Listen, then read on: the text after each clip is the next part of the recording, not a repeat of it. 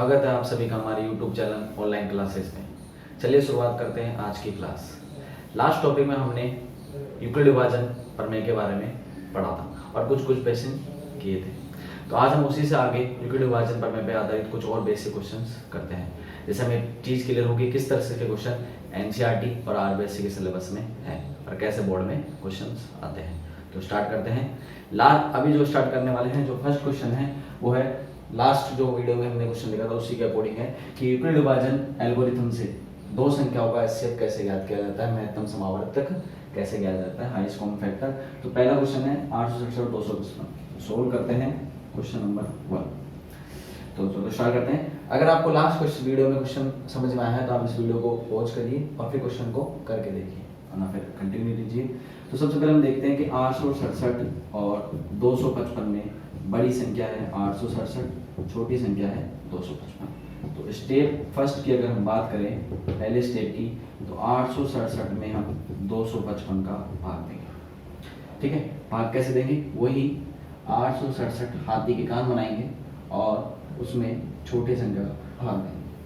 255 में जब 867 का भाग देंगे तो समथिंग 3 बार गया तो 765, फिर माइनस करेंगे तो हो गया 2 0 1, फिर जो शेषफल 0 नहीं आया तो शेषफल का भाग भाजक में देंगे, फिर 2 बार गया 204, शेषफल बच गया 51, फिर 51 का भाग 102 में देंगे, 2 बार गया शेषफल बच गया 0। तो जैसे ही शेषफल 0 आ जाएगा भाग संक्रिया खत्म हो जाएगी, यही हमने पढ़ा था। तो 867 में 255 का भाग देंगे, 3 बार गया शेषफल बच गया 102। चूंकि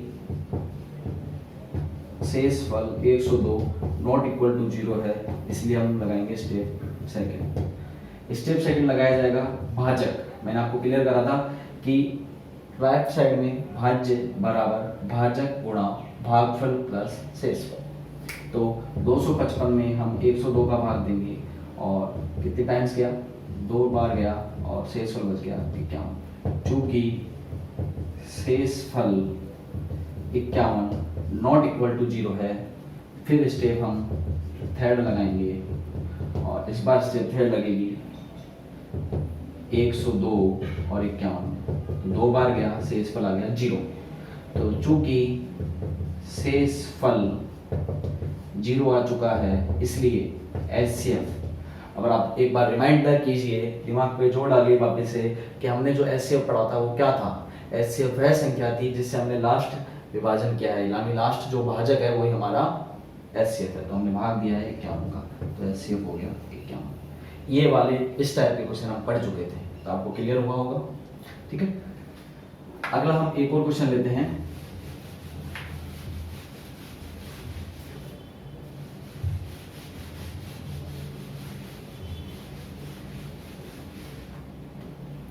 second question, solution number second.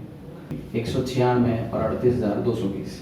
तो 38,220 में और 196 में 38,220 बढ़िए। स्टेप फर्स्ट वही, तो सबसे पहले हम वही हाथी के कान बनाएंगे और जैसा हम बचपन से पढ़ते आ रहे हैं सोल्व करना वो करेंगे।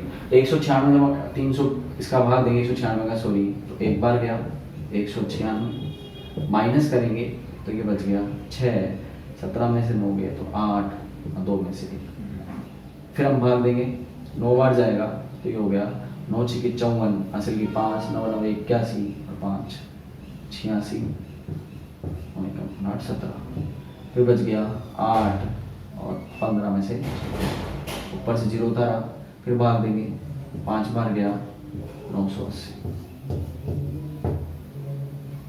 तो हमें दिख रहा है कि जैसे ही हम 38,220 में 196 का भाग देंगे तो कितनी बार गया? 195 बार। शेषफल क्या बचा? 0। चूंकि शेषफल 0 आ गया इसलिए एचसीएफ वही संख्या होगी जिसका हमने लास्ट भाग दिया है, जो हमारा लास्ट भाजक है। लास्ट भाजक है 196। इसमें एक ही चरण होगा क्योंकि इसमें 196 में 38,220 में 196 का कंप्लीट तरीके से भाग जा रहा है। तो एचसीएफ क्या होगा? 196। तो ये क्लियर हुआ आपको कि यूक्लिड विभाजन प्रमेय से हम एचसीएफ कैसे निकालते हैं। ठीक है, तो ये वाले क्वेश्चन टाइप समझ में आ गया होगा आप लोगों को। नेक्स्ट टाइप देखते हैं।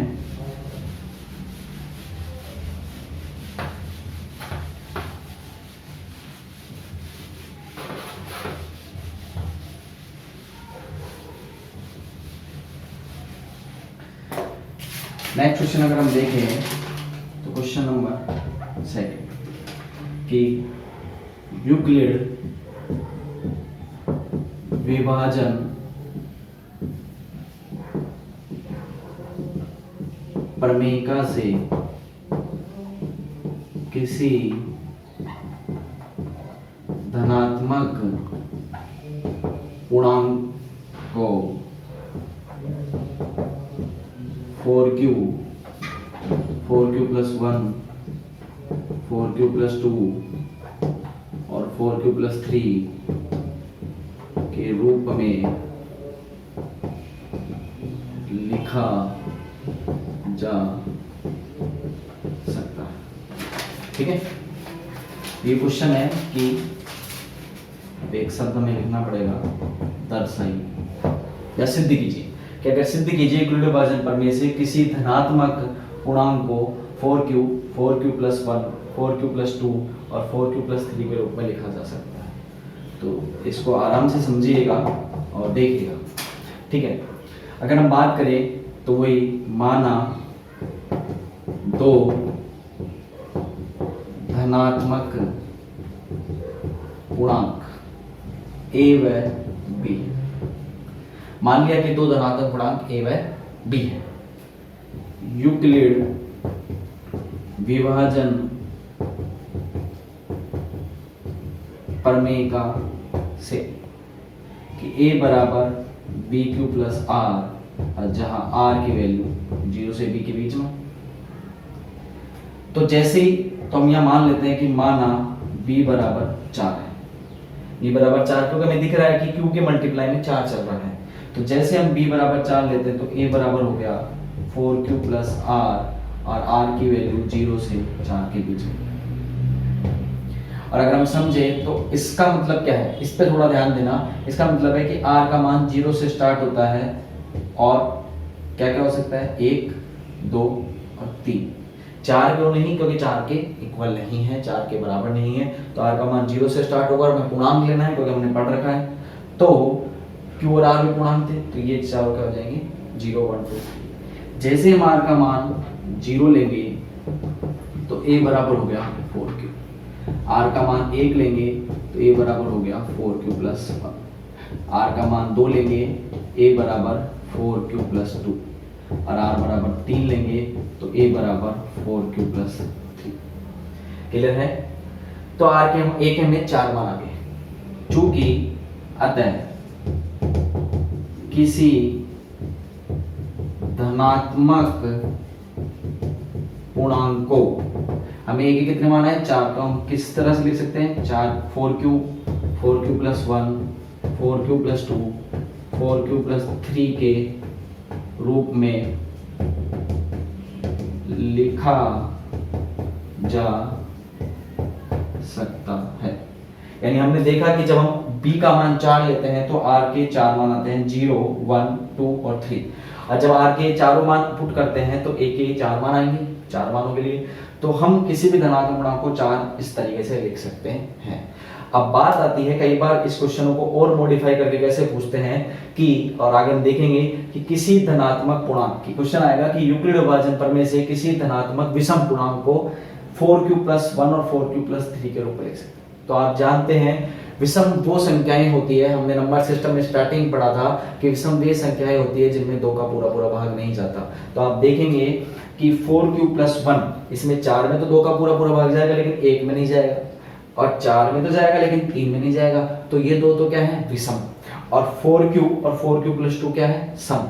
तो आपसे कई बार यहाँ पे आपसे पूछ सकते हैं धनात्मक पूर्णांक की जगह सम लिख के या फिर विषम लिख के। तो आपको पता हो कि ये दो तो है सम और ये दो है विषम। क्यों है? क्योंकि 4q और 4q प्लस 2 में दो का पूरा पूरा विभाजन होता है, यानी पूर्णतः विभाजन होता है, इसलिए ये सम पूर्णांक है। जबकि 4q+1 और 4q+3 में दो का पूर्णतः विभाजन नहीं होता, इसलिए क्या है, विषम पूर्णांक है। लेकिन हमारे क्वेश्चन में ना तो सम पूछा है ना विषम पूछा है, इसलिए चारों मान आए हैं। सम पूछता है तो 2 आएंगे, विषम पूछता है तो 2 आएंगे। क्लियर हुआ? यहाँ तक आप सबको क्लियर हुआ? ठीक है, नेक्स्ट क्वेश्चन देखिए। तो ये क्वेश्चन आपको क्लियर हो गया होगा।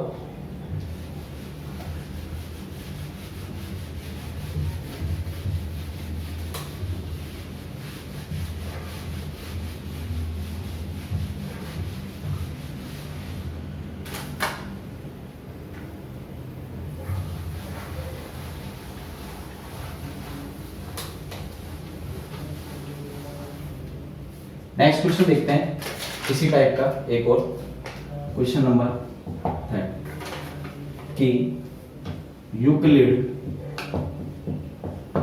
विभाजन प्रमेयिका से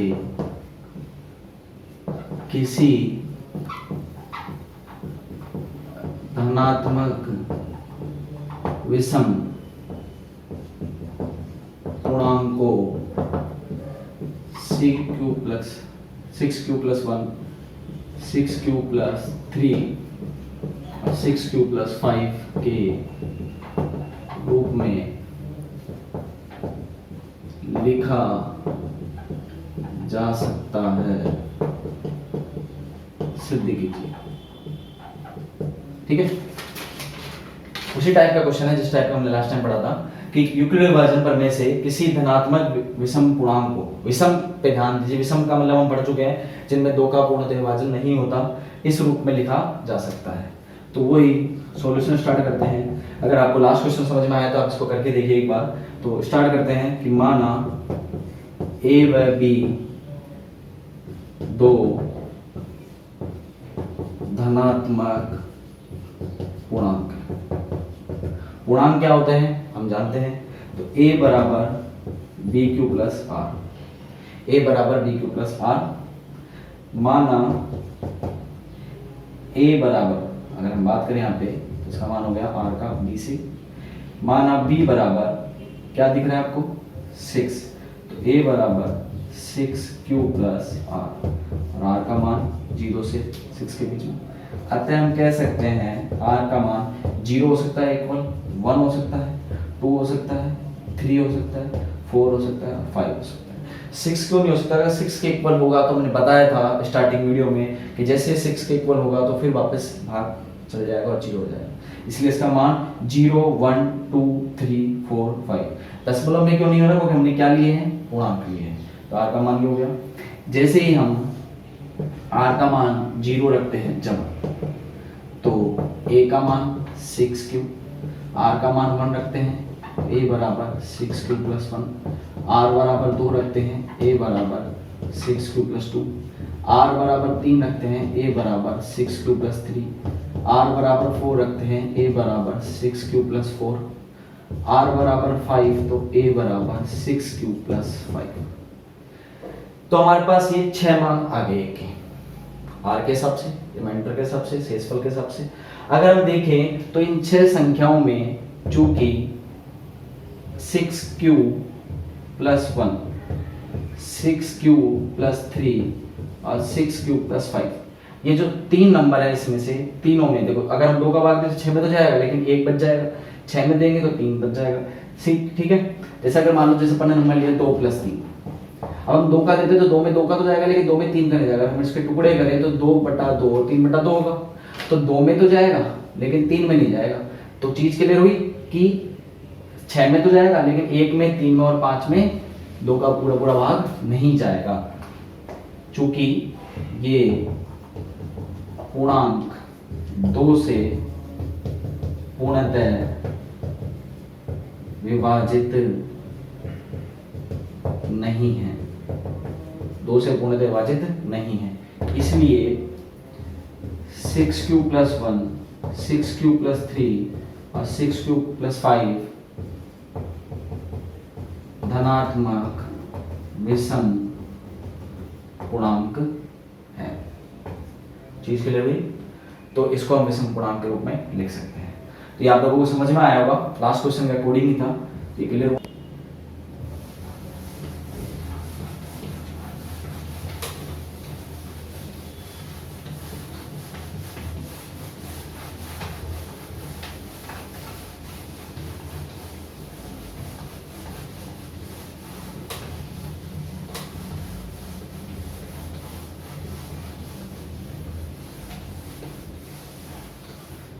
नेक्स्ट क्वेश्चन देखते हैं, एक और क्वेश्चन नंबर 4।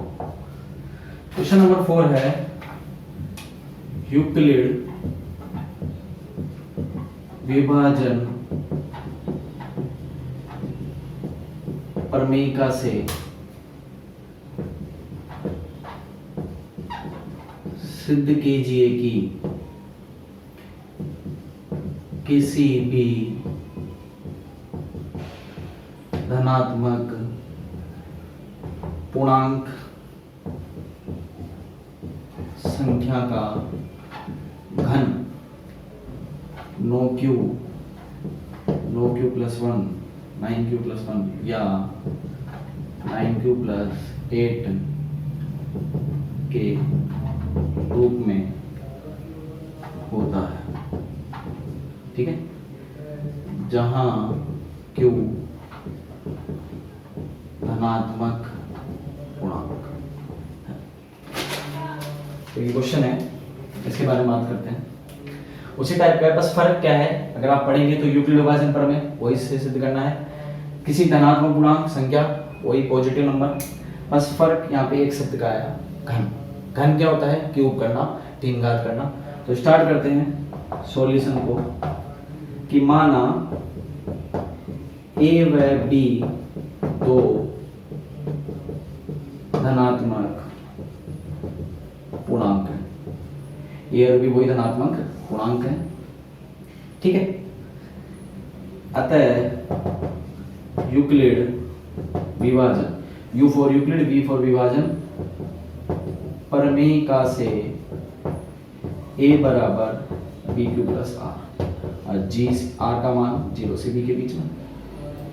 तो माना B बराबर 3, तो जैसे B बराबर 3 लेंगे तो A बराबर हो गया 3Q प्लस R और R का मान 0 से 3 के बीच में।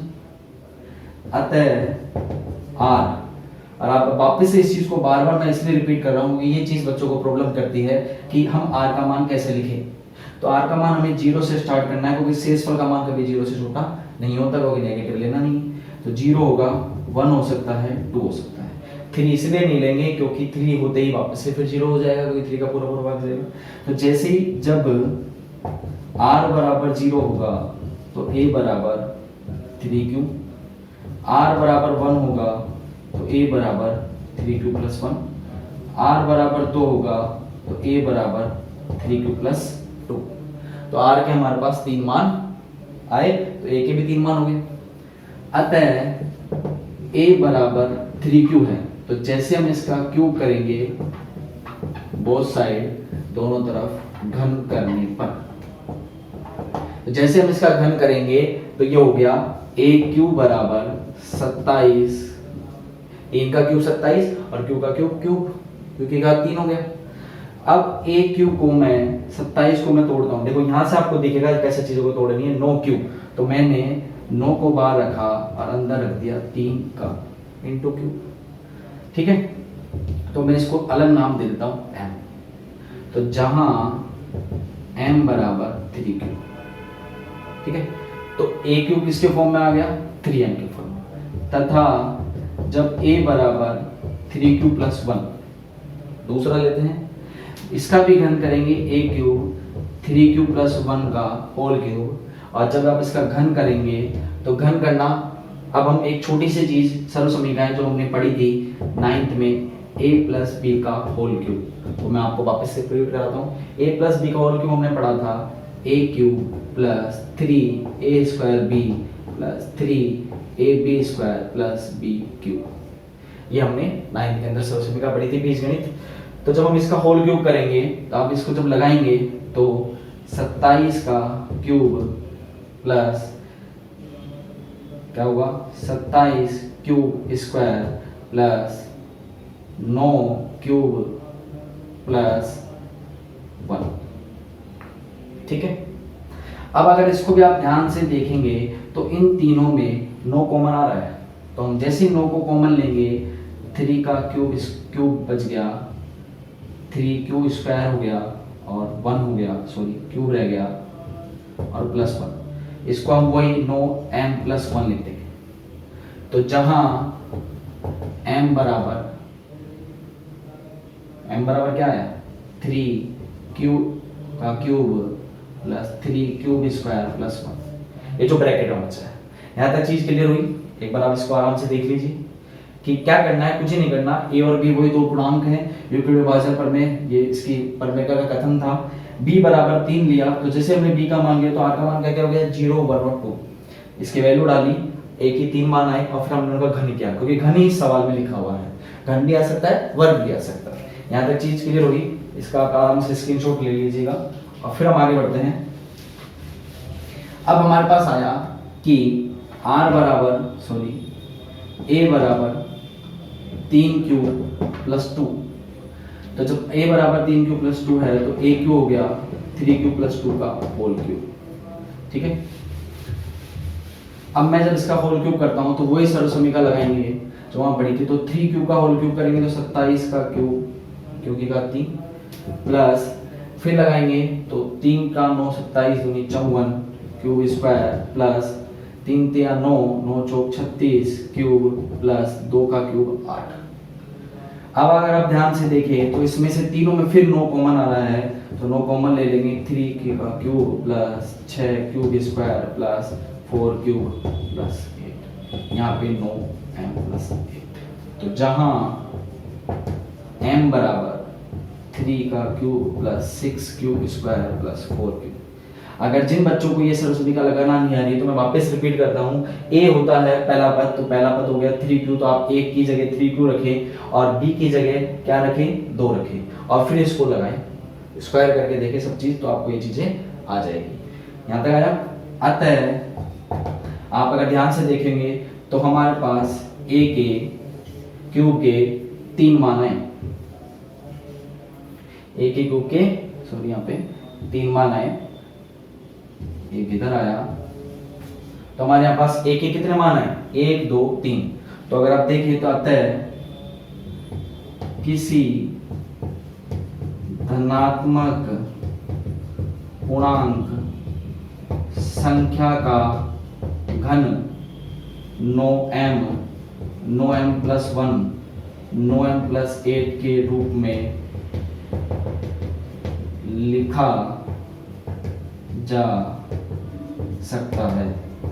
और ये हो गया इति सिद्ध, हेंस प्रूव। ठीक है, तो यहाँ पे जो m है सर, यहाँ पे q था, यहाँ m है, तो m और q सेम है। तो चीजें क्लियर हो गई, हमें कैसे करना है, कैसे सोल्व करना है। तो ये क्वेश्चन में हमारा कंप्लीट हुआ। ठीक है, तो क्लियर हुआ।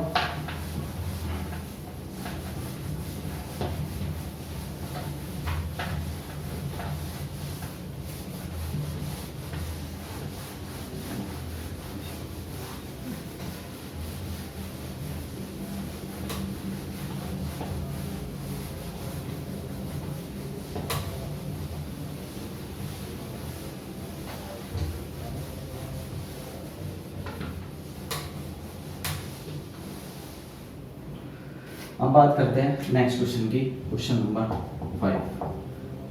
ठीक है, एक क्वेश्चन और लेते हैं कि यदि संख्या 408 व 1032 का HCF 1032 x माइनस 408 इंटू 5 के रूप में व्यक्त किया जाता है तो x का मान ज्ञात कीजिए, यानी मान निकालिए। तो सबसे पहले सवाल पढ़ने पे आपको लगेगा थोड़ा अलग है, लेकिन कुछ भी नहीं है कि 408 1032 का अगर एचसीएफ हम निकाल लें और इसको इसके बराबर कर दें तो फिर सोल्व करने पे हमें एचसीएफ का एक्स का मान निकल जाएगा। तो सबसे पहले हम देखते हैं संख्या कौन कौन सी है, 408 और 1032।